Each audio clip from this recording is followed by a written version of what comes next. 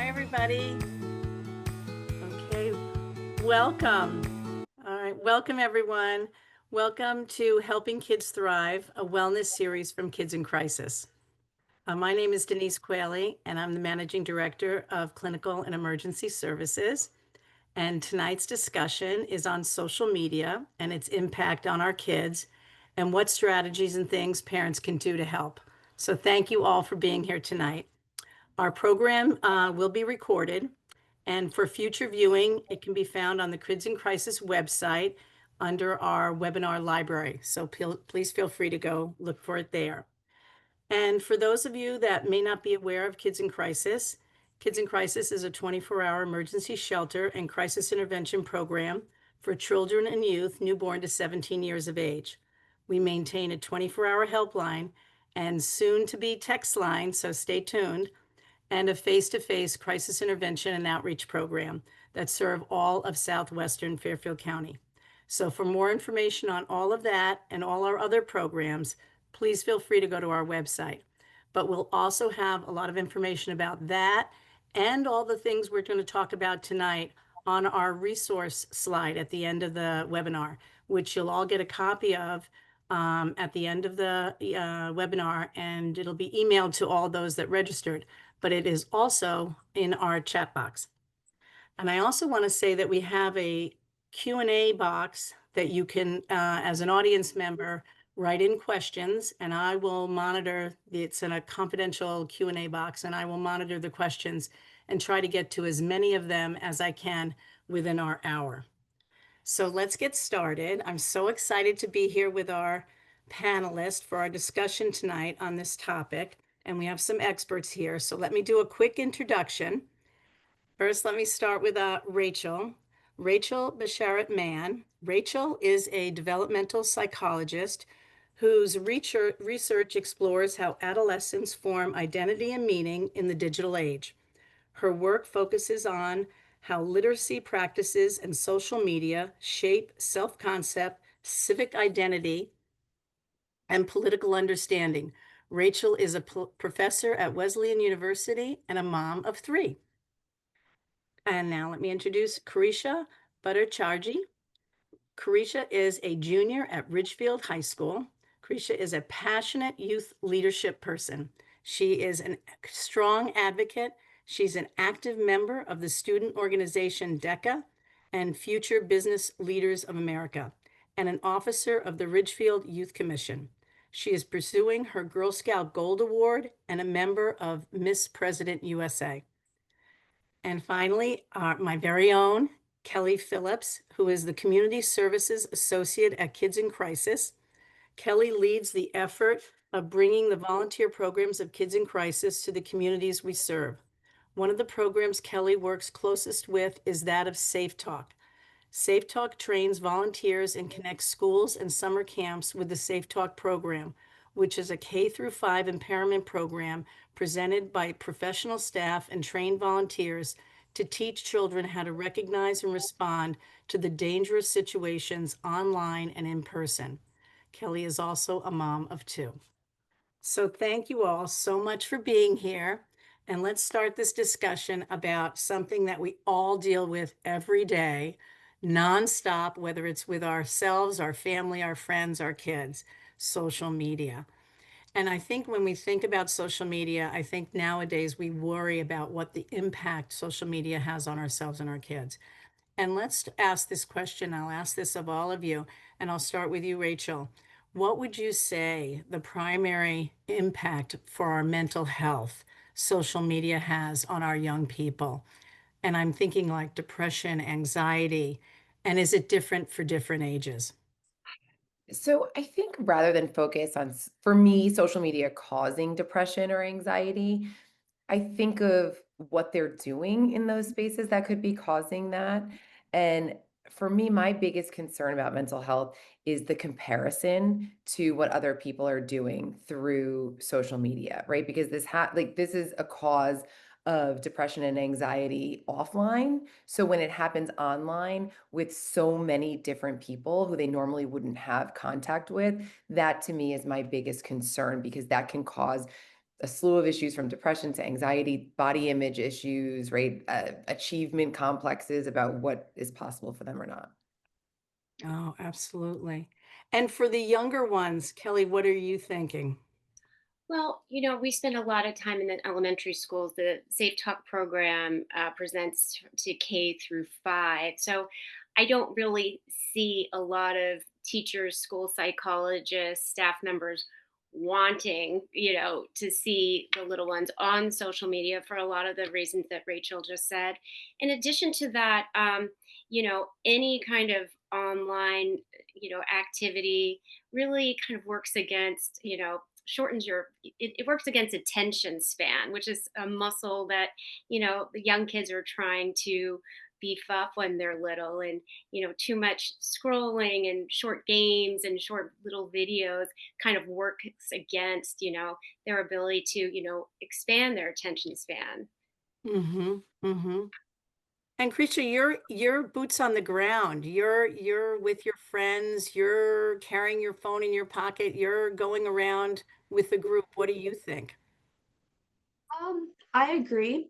It does have an impact. I think it has a huge impact on mostly like as it was mentioned, like comparison. I think first of all, like it's like comparison of who has what. And I think that that has a huge effect on, I mean, youth like me. And it's more about I think it's also validation. Like people get validation from like the likes, the comments, and when people compare themselves to other people's posts, that's when like the anxiety and depression start formulating. And also a huge thing that I've noticed throughout the years is FOMO. There's so even people who don't have phones or who don't have a particular social media app get FOMO because they'll see like the people around them have that app, and that can also have a very underlying, but that can majorly ascend into like depression, anxiety, and other mental Just issues. hearing kids talk about it. They don't have to even see it online, but they hear the conversations. Yeah. Yeah. Unbelievable.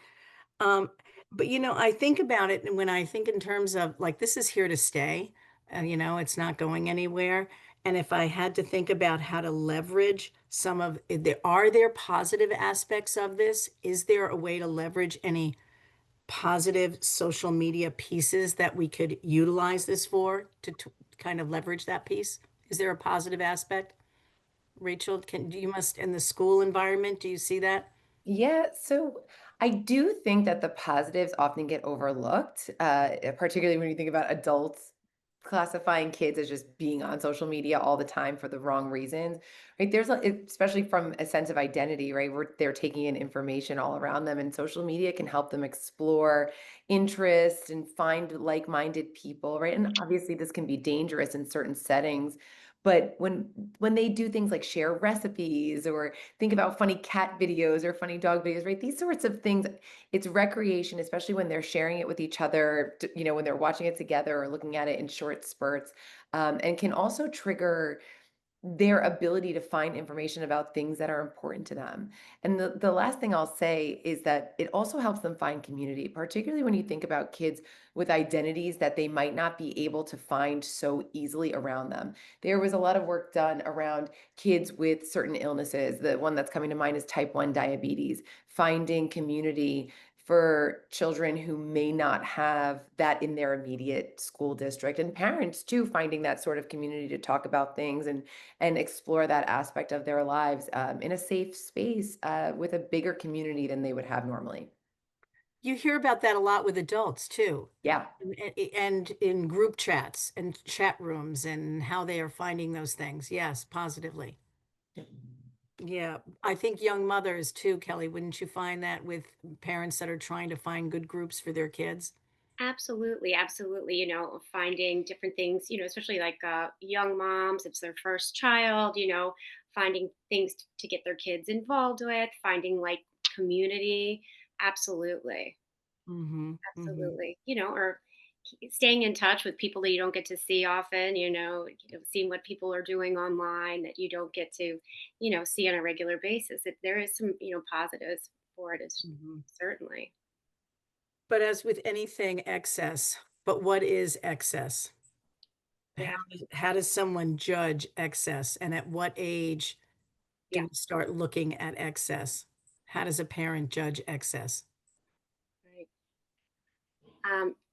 I think yeah, I think it really, Rachel would probably have more information but it really just depends on the age of the child.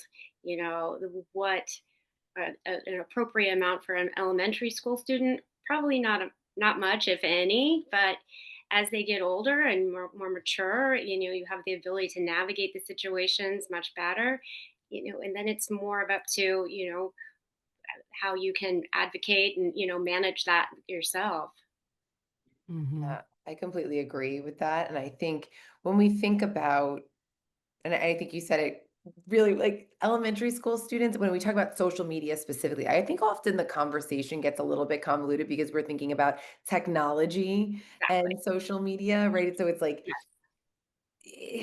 I am supportive of something that we call the gradual release model, where it's like these young kids, they don't necessarily up to fifth grade. And again, each family situation is different. So we have to take that into consideration. But social media and smartphones are a personal choice.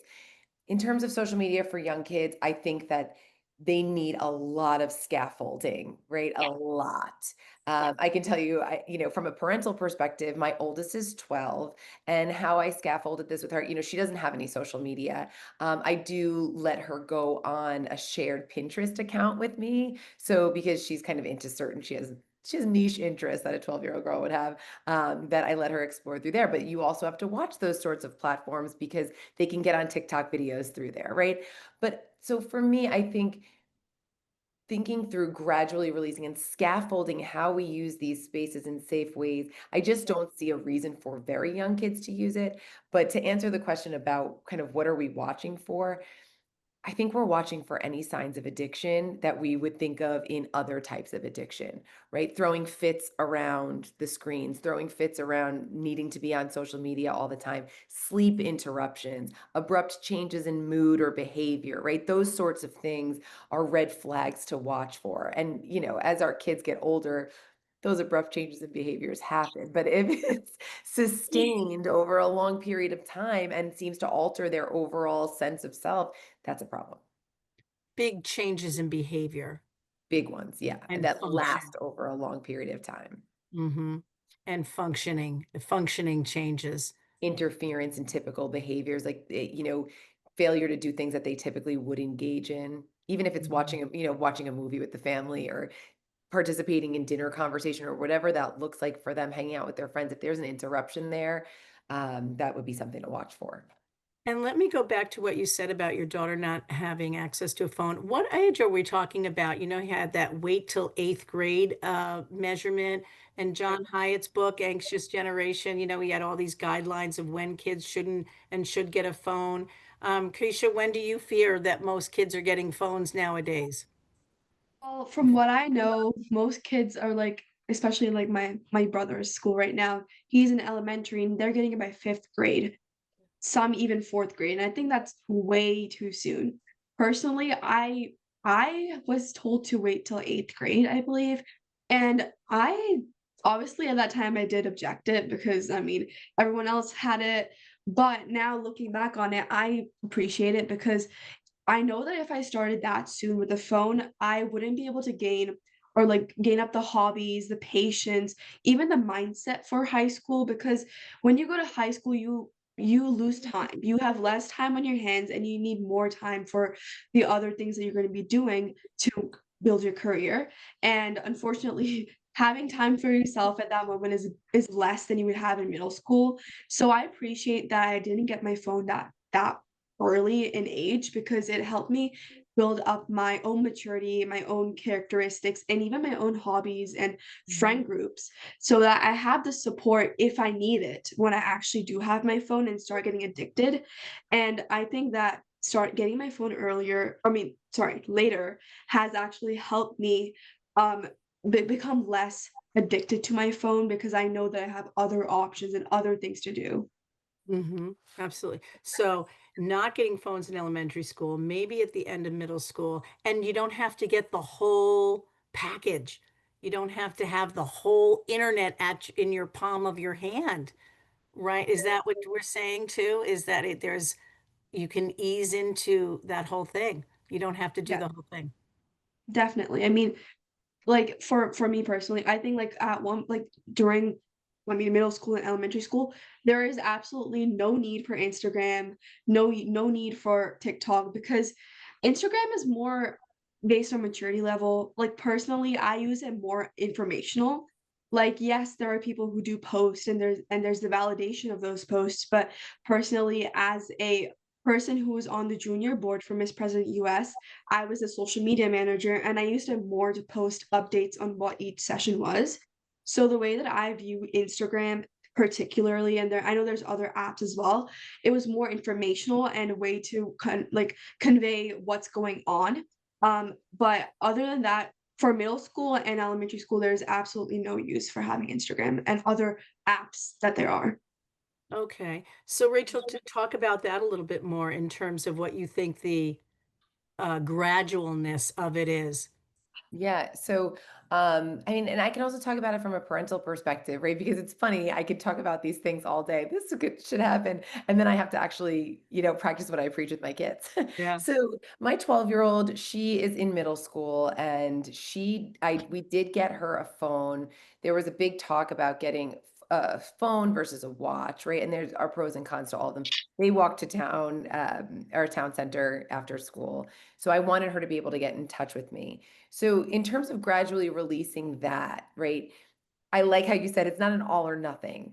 So how I look at it, right? She has no access to social media. I actually disabled the Safari app on her phone so she can't get on the internet properly, right? She has access to certain things. Like I let her have like 30 minutes of Roblox, which is a whole other conversation. But and she hates that. She wants 3 hours of it, but that's she's not getting it. So when we think about that, I block. She basically can text and call on this phone now. So and I just watch it. And I've installed apps on there to watch her and give her, but I want to give her a little bit of autonomy in this space as she gets older to make her own plans and kind of have these unsupervised things. Because I think so when you brought up Jonathan Haidt's book that, the anxious generation, I think one of his big points, which I think is his best point, that gets often lost in the conversation because the cell phone bans and the no social media at 16. Okay, those are kind of the more inflammatory points. The big point he brings up is that kids need more time outside of our grasp in a safe way. They need more opportunity to play, explore, and they need more autonomy and agency in their everyday lives so that they can develop properly. And he's not wrong. And Right. so this is a way where I've been like, okay, so she can text her friends, she can talk to her friends, she can make her plans and run them by me. And this gives her a little bit more autonomy in a very controlled way because I have access to it all. So that's where my head is in trying to Yes. balance what's going on in the research and then what's actually the reality. And I know, Krisha, we've talked a little bit about kind of like people saying everybody has a phone or everybody has access here. And I don't think that's necessarily the case, right? I think we can navigate that in a different way. Absolutely. Yeah. And do you think elementary parents, Kelly, when you're talking in the elementary school, do you think elementary parents get that, or is that their fear that they can't give them just a little bit what do you think? They're wanting to do it younger or? I have definitely seen an increase in elementary school students. When we're in classrooms and we ask for a show of hands of how many of them have a phone, it is definitely a greater number each year than I see. For example, in average fourth grade classroom that we've been in this year, I would say more than half are bringing a phone to school. And it's not, I mean, that's an average. And I think the reasons that kids have them are varied, and Rachel, you would probably hear this all the time. I think some it's, with COVID, we heard a lot of parents had to go back to work depending on what their jobs were, and the kids were on their own a little bit more. So the parents wanted it for a safety thing. I think there's somewhere it's, well, everybody else has one, so I want one too. And then the parents kind of, might sort of cave to that because they don't want their kids to feel left out. I don't hear, and it's interesting to hear you say, Rachel, about a lot of the controls you have on your daughter's phone to give her that autonomy without giving her full access. It appears to me from what I've seen, it's sort of like once they have it, they are kind of off and running. Um, it seems to be that they start more with the video games and then it kind of moves into social media. I don't see half of them saying they're on social media as well, but more than you would expect. Yeah. Hmm. Interesting. Interesting. Yeah, So yeah. maybe parents need a little more education about the availability of limiting. Right. Maybe there's more information out there about how to limit it. Yeah, and I think it gets overwhelming because, hey, we live in a capitalist society. There's 10,000 apps that tell you that they can monitor your kid for you for a slight fee, right? But Yes, Apple true. controls do it beautifully. I only use the Apple controls to monitor her stuff. And also, I think at the same time, and I don't mean this to sound preachy, but like we have to have an open and honest dialogue with our kids about, I know we've talked about this, like what the values are, what we want them to be doing, what are, I mean, we don't have to share our deepest, darkest fears about the dark web with them as we're talking to them, but tell them, hey, this is what, I don't want you to be addicted to this phone. Sometimes I have struggles with this, and I want to make sure that you're learning this in a healthy way, right? Being really transparent with them. I talked to her about this, and listen, I fail sometimes, right? I've given her too much time in this one space, or, you know, she said something stupid on a text, right? And we have to kind of deal with that. And I haven't always handled it beautifully. But I do think having a dialogue around it and really utilizing those controls is helpful. Well, I couldn't agree with you more, Rachel. I think everything that we've seen in all the research, and whether it's John Haidt or that book that you had recommended, and it's on our resource slide, Behind the Screen by Emily Weinstein, everyone says the same thing. All of the work you can do with your kids, it's all about communication. It's talking to them about the pros and cons, the fears you have, being realistic about the dangers, having those realistic conversations with them about all these things. Communication has to be one of the number one things. And we're going to talk a little bit more about that. But before that, I do want to get to, because you brought it up a couple of times, let's talk about some of the platforms. What are some of the social media platforms and the types of content that parents should know about that may be more risky? Let's do a little education about that. And Krisha, you may know some just from your friends and you've heard about them. And Kelly, I know you mentioned one earlier. And actually, I think Rachel, you just mentioned it too. There's a couple that are out there that are risky parents should know about. Um, Kelly, what was the one you had mentioned? when we're in elementary schools, the kids tend to, comment that they're their sort of first entry into, you know, being connected with friends online is through video games. And a big one, and Rachel, you just mentioned it as well, is Roblox. And it's a fun game where kids can sort of build these different experiences and they work collaboratively. Unfortunately, there's also been a lot of lawsuits around Roblox recently because adults posing as children are connecting with kids. There's been a lot of inappropriate conduct. There's been grooming. There's been situations where they've taken these communications with with the children offline, and they've kids have agreed to meet these people, and there's a lot of stuff like that. So when we're doing our safe talk presentations, obviously we're not getting scaring the children, but we are mentioning to them about things. We talk about red flags when you're playing video games. So just as we talk about, if you were to come into contact with a stranger walking down the street, you're not going to give them your name and tell them where you live and your phone number and everything like that. We talk to them how the same kind of things go for online. So we don't want you to have your own photo as your profile picture. We don't want you to use your own username as your own name as your username and things like that. And if somebody starts asking you these personal questions, that's when it's time to stop, get an adult involved. You might have to block that person, report that person. And lots of times kids will say, oh, I'm at such a high level of this game, I don't want to. And it's like, well, you know what, the most important thing is to keep you safe. So we kind of talk to them a lot about that, because it seems like they are spending a ton of time, playing games like this, and they're fun games, obviously, and there can be some, fun and benefit to it. But there is, there's an unsafe aspect to it. You have to be careful if they're vulnerable. Yeah, and I think something to note is that you can disable those messages in right through Apple controls. You can disable their ability to communicate with anyone through those multiplayer games. And so Yeah, what then they are forced to do, which is really interesting, is they're forced to also have a FaceTime call with their friend at the same, if they want to play with a friend that they know, they have right, to actually be on the phone with them at the same time and they can talk through it.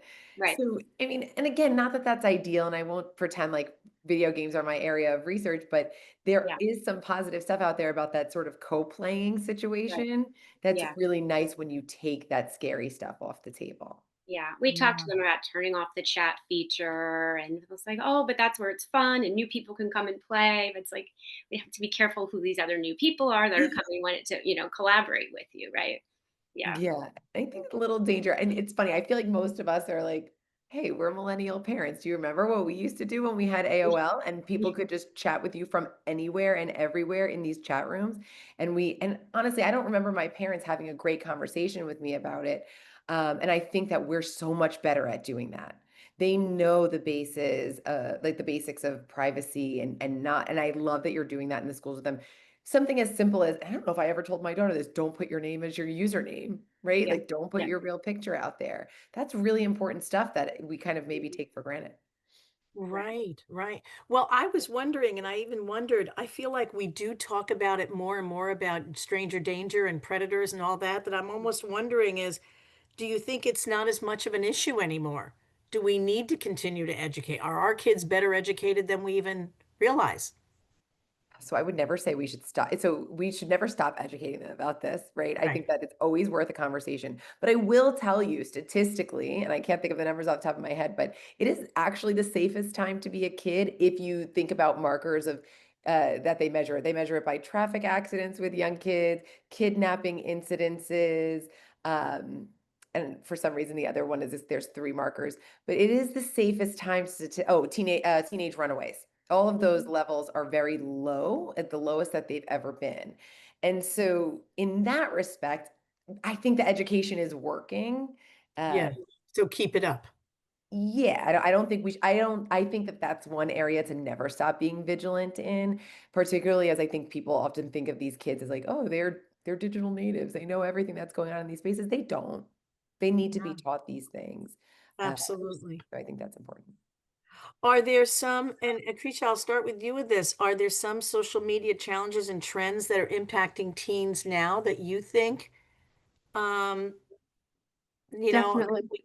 what would you see now? Well, there are some trends that like aren't particularly like they're not meant for teens, it's more for adults, and that's why like places such as like YouTube, like YouTube Shorts or even TikTok, they have an algorithm. So this algorithm flows like the internet and what they want. So even if they spent like maybe like 10 seconds on one video out of their average time, the algorithm shifts their whole feed into more videos like that or similar content. And I think that's actually really like, say like something really inappropriate popped up on someone's feed and they're the kid and they're super super interested because they haven't seen anything like it, and they spend maybe like even 5 to 10 seconds extra on that particular video, or they go and they scroll in the chat. Your phone is taking all that information in, all that data in, and the next thing you might know, you're going to refresh your feed and you're going to find like five, like maybe like 10 videos of the same thing. And it's happened to me, maybe even this evening. Like I saw like a dance trend and I was like, oh, interesting, I didn't know. Next thing I know, my whole feed is full of it. It's completely like flooding with it. And I think that's actually increased so much. I didn't see that as much in the past, but now with AI and now with all this new technology, it's even more dangerous. And there are some people who are starting trends that are just utterly not right in any way. Like I wouldn't say stupid because that's really out there, but I would say that they don't really make any sense and it's just for the sake of entertainment and views. Obviously, the whole wanting the attention and then it giving them comfort. And I think that could just have a really bad effect on people who are new, such as like younger children who are new on social media and don't Mhm. really know how to like play with it or don't even know how to manage it. And then they might copy it or do it. And if it's Mhm. something stupid or dangerous, like you It said, can lead to many controversial things. Like if they start doing it, then it's a severe problem because I know that there are trends that are really, really bad. yeah. I think YouTube is one of those spaces where I think a lot of people let their guard down. Uh, Yeah. right, you have parents of young kids, Miss Rachel's on YouTube, all these like lovely space, which is great. And I think YouTube's young kids algorithm does a good job of protecting them from that.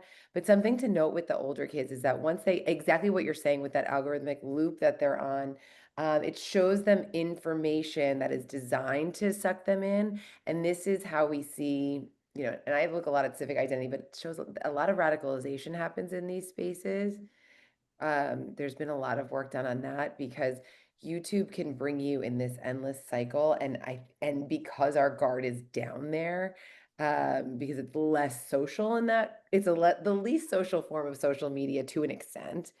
Right. That's something to watch. Oh, So that's one last thing, just a scary. quick thing I want to add. I've also noticed that it actually is also forming a lot of political Yeah, opinions because there are people on that website obviously saying what they want to say and saying their perspective, but because of the way that they're really like representing it and the way that they're saying it, it's so believable to some people. And this is typically towards children who don't really have a political perspective. They see this information, they start getting into the loop. And obviously the algorithm comes in and you just see more and more. And when you don't really know the context of what's actually going on in politics, then having that political opinion can be not it can be controversial when expressed, but also can alter the children's perspective as well from what's being heard in their daily life with teachers and parents and even adults who they see on a daily basis. So I've also noticed that that's also something that's uprising. It goes back to why it's so important to talk to your kids about what they're watching and what they're listening to, because with AI, so much of what they're listening to, and they may be hearing it from somebody they think they know, and it's been artificially generated. It's not even that person really saying it. And they may believe it because they hear it from somebody they think they trust. And it's just so hard now to judge what's real and what's not. And so it's so important to talk to real people. Yeah. yeah. Yeah.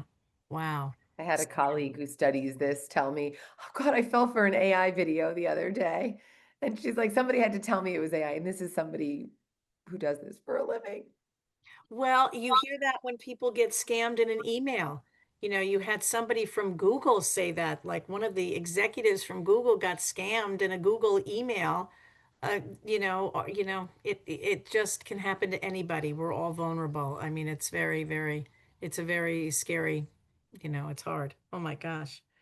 Um, to switch gears for a second, because something else that's happening in all the communities around, and we talked about it earlier before we went on, is a lot of districts, a lot of schools, and Rachel, you mentioned that it might even be in the legislature being a law passed. A lot of schools are talking about whether phones should be in school. And it was something that we talked about, Keisha and I, on the youth commission about whether Ridgefield was going to allow schools at from bell to bell at the high school, and they maybe have put the decision aside for this school year, but whether or not phones should be in school. And one of the things a lot of people are wondering is it a missed opportunity to teach kids how to navigate having a phone, when to have it out, when not to have it out? Or should schools make the decision that kids shouldn't be allowed to have a phone in school? And, do they make these decisions at college, Rachel? And what do you think about having them in school? And if the kids can't have it, can teachers have it? I've heard superintendents say that's hard. So, okay, my opinion on this is I'm all for the phones not being out during instructional time, but I am a big proponent of I study adolescent development. They need the autonomy. They need to have some sort of power. Think about it, they don't have a lot of power in their everyday lives. It's a safe time to be a kid, but it's also because there's a lot of parents in control. And I think as a bell to bell ban is difficult, particularly for safety issues, right? Which is another situation. But I do think it would be a missed opportunity to teach regulation. And I don't mean just saying, hey, it's up to you to regulate this, right? The schools have to scaffold how this is regulated. You are not seeing the phones. You need to not have them out during instructional time. Put them in these little phone hotels in the individual classes.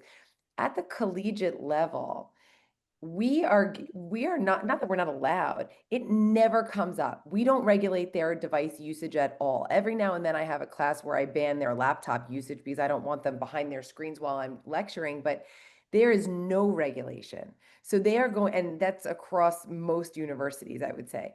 There is no way that these kids are going to be from a full cell phone ban in high school to just being in a free for all, and they're going to be able to regulate. And my students have spoken about this. We've talked about this at length, because I've done a lot of interviews on this and I make them comment on it. And yeah, I know they're probably afraid to disagree with me, but they talk about their experiences and how, I guess one of my students, she was saying that she got a cell phone ban when she was a senior and it felt so jarring to her because she was already regulating and it wasn't a problem. Sure.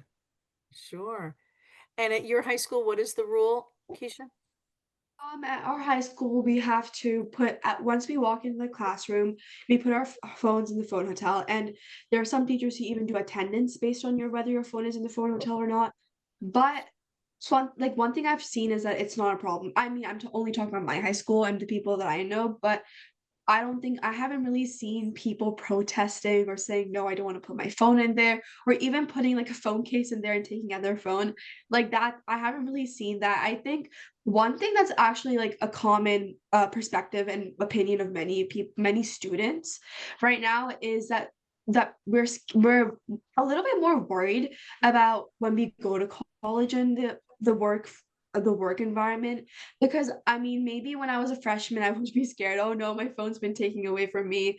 And I think it would be at that point when you enter freshman year, you're like, you get the privilege of having your phone in school, so it's like, oh no, the power's gone now. It's like something I've been waiting for is completely gone. But now I think as a junior, I think I'm more concerned about if my phone's been taken away now and it's been forcefully they're trying to put the routine in of not having your phone. When I do have my phone during college or when I work, will I have more temptations now that I have the freedom and the power of having my phone with me at all points? And then at that point I will get addicted, and that will have even more severe consequences to me and to the people around me than having it out in the high school. And I think that's like something that people have actually even talked about in the town meetings that have been held, where students have gone and voiced their opinions, and it was a common point made from everyone. And I mean, I agree, like it's a general conception that that you will get addicted. But like, how do you refrain that from happening? I feel like it should start from high school. I think that's a good starting point, because that's when you do get that freedom and autonomy. And along with just phones, you have a lot more responsibilities. And I feel like that balances out the whole gaining this new freedom, and you have the maturity to know how to deal with it. Regulate it. Kelly, in your kids' high schools, what is the rule? Um, this year it's very much like Ridgefield, the way Krisha was explaining. The students are required to, put it in, I don't know, they call it the phone hotel or a basket or whatever during class time. But then in between class, open periods, lunches and stuff, that, they have access to that. And it seems to be it seems to be working. I have a junior at the high school, and he says everybody kind of, goes with it, puts it away. They're, Krisha, like you said, they're focused on their classes and the instructor and, what they need to get done, and they pick it up on the way out. So, Yeah. it seems to be a good compromise. I had a conversation with a colleague at the office yesterday whose daughter is at a private school locally, and it is a full bell to bell ban. And she had a lot of good things to say about it. It's a different kind of environment. It's a smaller school. Um, I don't know. It's a tricky one. It's, as a parent, I like the idea of being able to check in if there's ever an emergency or something like that, to have the ability to check in and hear from him right away. God forbid there's some sort of emergency, but I can see the benefits of, keeping it away so you can really focus and get your work done. So it is a tricky one for sure. Yeah. Um, if we had to make some suggestions of effective strategies for setting healthy screen time limits at home, I think once kids get home, I think you want them to be able to decompress, hang out, have a break. If screen time is their way to decompress, how do you set those limits and balance that after school and in the evening and before bed? What suggestions would you make? I'll start with you, Rachel. What do? You have an age range at home? Yeah, so I'll be honest, my younger kids don't really have access to screens, really. I mean, other than the big TV screen, but which I don't even count anymore. But I think the other thing is I think that as parents, we have to be able to say no. My daughter, I take her cell phone at 7:30. She sneaks it sometimes, but I need it. It's in my hand at 7:30 and I'll put it upstairs on the charger. And, every now and then I catch her running in there. And, sometimes I turn a blind eye, another time I cause a ruckus over it. But um, I think you have to set those sleep boundaries because that's a big issue with these phones is that they're interrupting sleep. And that's, lack of sleep can cause anxiety and depression in different ways to manifest in different ways. And I think that's a huge deal. And that also causes a bit of cognitive decline, attention spans weakening. So that nighttime phone takeaway is very important. And obviously for high schoolers, that becomes a little bit different with practices and activities. But I think you need to make that decision as a parent. And when they come home from school, I do a little, what's been working for us. I did like a full, give me your phone as soon as you walk in the door type situation. But she's not allowed to have her phone all day at school. So when she comes home, I'm like, talk to me for a few minutes. You can get on your phone, you can have a snack, you can chill 15 minutes, do that. And then I need it. It's homework time. And then we need to have a little chat, whether it's me, my husband, or she's talking to her sisters. Um, and then I kind of I see how she regulates it. And this makes me sound like a perfect parent, which I am not, because this often turns into a disaster, by the way, right? Like we're fighting, we're doing, I Yeah. need more time, take these restrictions, right? And we're doing that. So it doesn't always go beautifully. But I think like trying to navigate these issues helps with the education behind it. Yeah, that's Yeah. good. It's good to have a plan. Yeah. And when the plan goes to pot, that's okay. But you started with something. And you can back it up. This is what I wanted This is my intention. to do. Yeah. Kelly, Sure. any other thoughts of limit setting? I think, Rachel is, you've got some, great input there. I think a big thing, and I'm certainly, not saying I'm great at it, is modeling, right? Oh, yeah. They're watching how we behave. They're watching what we do. And if I'm walking around with my phone in my face all day long, and then I'm saying, "Oh, put your phone down," it's not really, that super helpful strategy. So, they're watching what you do. So, I think that's a big one. And then it's really just based on in your kid and your family, but just setting different rules. If it's, put your phone down while we're eating dinner, put your phone away at a certain time. It's not good for your sleep. We talk a lot in our elementary school, our Safe Talk program. We start the conversation, we talk about the difference between rights and privileges, because we talk about in Safe Talk, the rights to feel safe and strong and free and how to protect those rights. But then we start the conversation with, elementary school students who might not necessarily know what a privilege is. But lots of times when it comes up is I have the privilege to use my phone after school. I have the privilege to play video games on the weekends if I, don't fight with my siblings during the week. It's a privilege, right? So, for the younger kids looking at it as a treat, it's something they can earn. It's something that can be taken away. And that's how we explain what privileges are. And we hear a lot of parents, use phones and, technology as a privilege at that age. That's Yeah, for great. sure. Preacher, what works with you? If you can think of an open mind, if someone was going to set a limit with you, what would you think would be effective? So, okay, I can't really talk for younger generations right now, but I do have a limit on my phone for 12 a.m. It is a bit it's definitely a bit expanded, but I it kind of goes with it being in high school. I do have like a lot of stuff on my phone, that pictures and documents and stuff that I need to go through for my work. Um, but something that I would say right now, and I might be backstabbing a lot of my friends, but there is problems with sleep. And I can say that, but it differs. In high school, it differs because sometimes it can be because of the workload. The workload is so much that you have to be on social media, like you something that's mandatory. And I know that being on social media definitely does alter with your sleep. Like there's sometimes that you're so anxious and you can't go to sleep and you're just like laying there and then you're like, well, I have nothing to do, so I might just go on my phone. And but then there's other times where you're so worked out that you just go to sleep. You can't even look at your phone anymore. But yes, like in the beginning, like when you essentially get that, when you get a phone and you know that you have the phone with you, there is a temptation, and it for me, I'm gonna be really honest, and that did happen. I did have sleep problems in the beginning.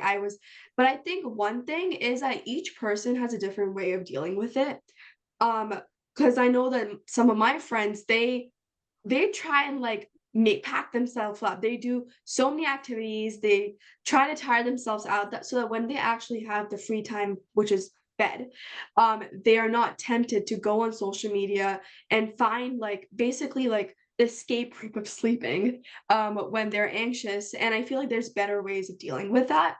Mhm. Um, but I mean, I still know that there's people right now, even at my age, who have problems with not even sleeping, like sleeping and like attention span and all of that. There's an obviously an underlying root of social media. There could be other factors as well, which depends per person. But yeah, I mean, I have to agree there is a problem with sleep. I know, and the workload in high school, and when you have a part-time job and sports, it's just hard. It's hard to Yeah. manage it all, but sleep is so important. Um, this is a tough one though. I'm trying to think when you're worried about maybe what kids are looking at on their phone and what maybe platforms they're on or chats they're involved in, and how do you monitor it and talk to to figure out what they're doing without feeling like you're interrogating them? Like what would be the suggestion of how parents can monitor what their kids are doing online? Like you had mentioned there was a mechanism, Rachel, that you can see what your daughter is doing on with some of these Apple guides? Yeah, so I'm going to say this, and I can't believe I'm going to say it on a recording, but I'm going to. If she finds out, it's going to kill me. So I originally had the Bark app installed on her phone and mine. I felt like it was interfering with a lot of stuff. And what the Bark app, the central premise of it is that it will text you, it will give you an alert when if a picture is sent that Bark doesn't like, right? If there's any sort of language that might imply bullying, right? And it alerts you. So I was getting all these alerts for like nonsense. She would take a picture of a tree and it would be like danger, danger. And it was interfering with a lot of stuff and it would shut down her phone. And so I decided to just pretend like I still had it. And what I told, I would kind of look at her stuff and just kind of monitor what she was doing. And if she was kind of veering off the wrong path, like maybe texting a million times in a row or saying something that I was like, Bark flagged it as bullying, and to open up that conversation, which I know is a little bit sneaky behind the scenes, but that's what the app would do for you to open up those conversations. So it's a matter of, and I think having the conversation of, hey, this is a phone. I would never let you have it on supervised playdate with 20,000 people. I'm not going to let you have it on supervised group chat or do all of these things. I need to kind of see what's going on, particularly at her age. Again, she's only 12. Uh, Right. so I maintain the right to look at your phone. You do have privacy in some sense, and she's been doing the right thing. So, Mhm. we're viewing her there, but there at times, and I think, I just pulled up because I did a talk about this for Branchville parents at the elementary school. But thinking about talking through like asking them what they're doing online, like what are your favorite apps? What are you doing? What are you talking about with your friends in this way? Like, right, what are your concerns? How is this making you feel? Um, I think is important.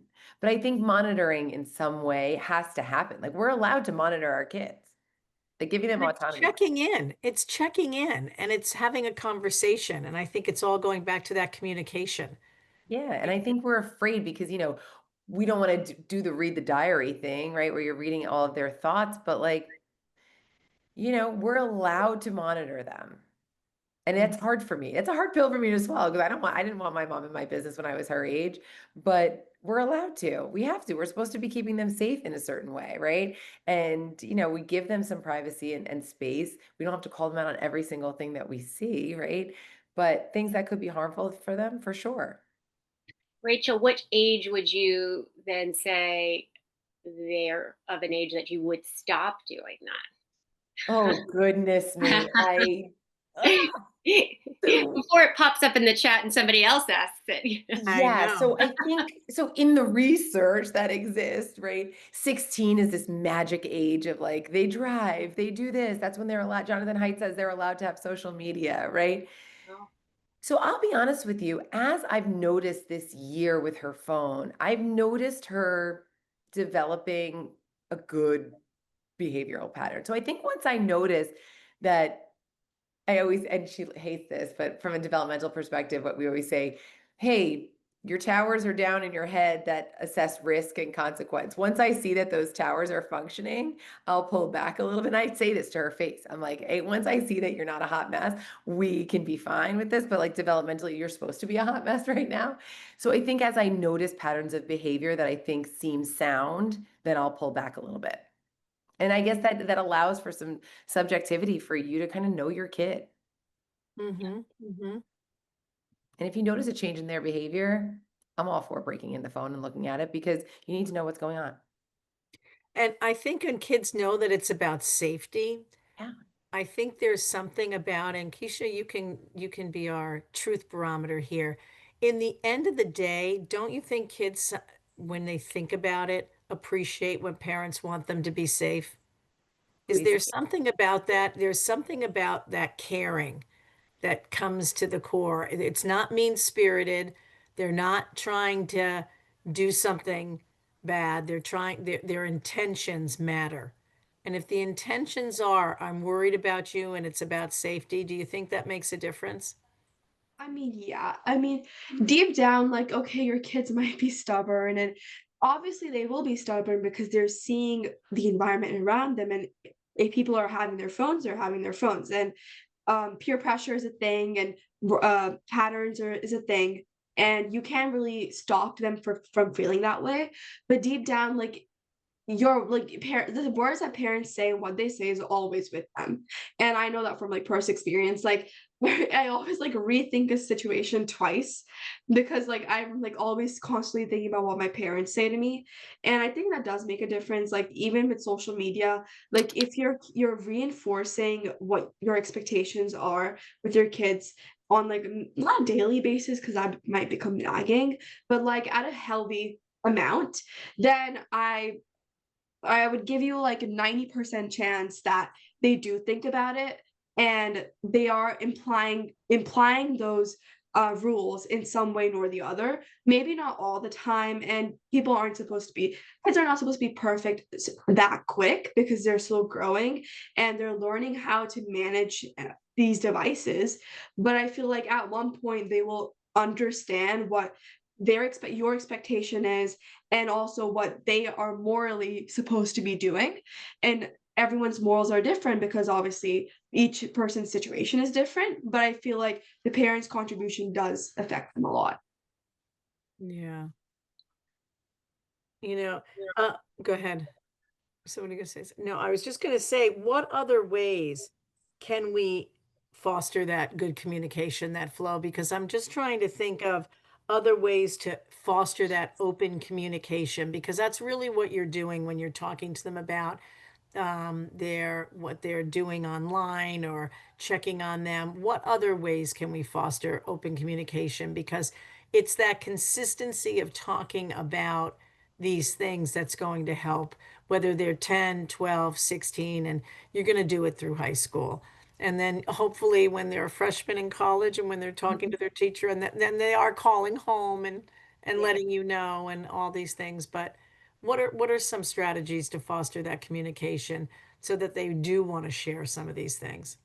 I think, and I'm not saying I'm good at this, but No, we all there is practice, right? something to be said for asking the questions, hearing the answers, and delaying critique, criticism, judgment. Just letting them say what they're going to say, and not being so quick to judge. And, sometimes just listening. And I feel like the more you can just listen without the judgment, they'll talk to you more. If they seem to feel like, well, I'm going to tell her this and then she's going to jump all over me. And so I might as well not say anything, just to, and it's not easy, but just to sort of hold your tongue and let them get it all out. And sometimes, even as they're saying the words, they're realizing, maybe it wasn't the best decision, or, well, now that mention it, it doesn't really sound like it was a great idea. But it's sort of like the less we say, the more they'll give you. But I tell it's so good, so good. It's so you might not be thrilled with what they're saying, but yeah, aren't you glad they're saying it? right, So right. true, so And they true. know it's a I was safe place. If it's something that, maybe it was a bad decision, there was something they saw or something went on that weekend when they were out, but they know that they can talk to you about it without you jumping all over them. It's a safe place, right? Yeah. I was gonna say the same thing. And one other thing to add to that is like the immediate punishment that comes after. Like maybe because it also, if you're not judging in that moment when they say it to you, the punishment as well can seem really restrictive, and it can be like almost like you're blocking away whatever they just said to get out, like, oh well, whatever Yeah. you said doesn't, I thought about it, but this is a punishment. So I feel like even if you like talk about what your expectations are and not immediately jump to, well, this is what needs to what needs to happen right now. Like if you, even because I can sometimes, like what can happen is that after talking, there's a different perspective that might not be conveyed initially, and that can also alter the perspective of the kids, and obviously help them open up, and even realize why they're having this consequence. Like the talking portion of that is very important. Oh, excellent. Thank you, Krisha. Thank you. Any other thought about that? Getting that conversation going back and forth, Rachel? Any other? I mean, I think you both said it really beautifully. Just, it reminds me of something I saw on social media, interestingly enough, about talking to your kids. Do you want me to offer advice, or do you want me just to listen, right? And kind of just sitting there and listening to them. And I also think there's a two-way space there, and being vulnerable with your kids, like obviously to an extent, about kind of your experiences in certain spaces, even when you're talking about your devices, like, oh gosh, I've been on this for so long, right? My eyes are starting to hurt in that way, right? Or like I didn't feel great because I digested a lot of this sort of content today. I think that opening that up is really important. I think that's a great example, being honest about our own faults about it. Like, oh, I hate when I do this. I've been on it too long. I want to I want to decompress and put the phone away. I'm going to do no screen time tonight, showing them that we have to monitor ourselves sometime. Yeah. Um, well, that's Hard for excellent. everybody. Absolutely. We all need to, because we're all affected by it. It's just, Absolutely. absolutely there. We're all into it. Well, thank you so much. Oh my gosh, this was wonderful. Wonderful. It's going to be a never-ending conversation. Rachel, you've got a lifetime of work ahead of you in this field, let me tell you. Yeah. Little did And I Billy, know. you do too. Let me tell you, as all these kids grow up, there'll always be kids that, and we never need to stop talking about it, because it's going to be here for good, for sure. Yeah. Well, thank you all so much for being a part of this. Krisha, thank you Thank you so for much having for me. taking the time. I know you have a busy school schedule, so thank you for taking this time. I Thanks. appreciate it, and have a great night. And please look at our resource page. All this information is on there, and I appreciate you being here with us tonight. Great. Thank you for having us. Thank Thank Thank you. Oh, you. there's you. the resource page. Thank you so much. With some apps that are helpful. I think some of the apps you mentioned, Rachel, are on there, and some great books that we mentioned tonight, and some websites. So thank you all so much. And you all get that email to you for all those that are registered, and it'll be on our website at Kids in Crisis. All right. Thank you all so much. Have a good night. Stay warm.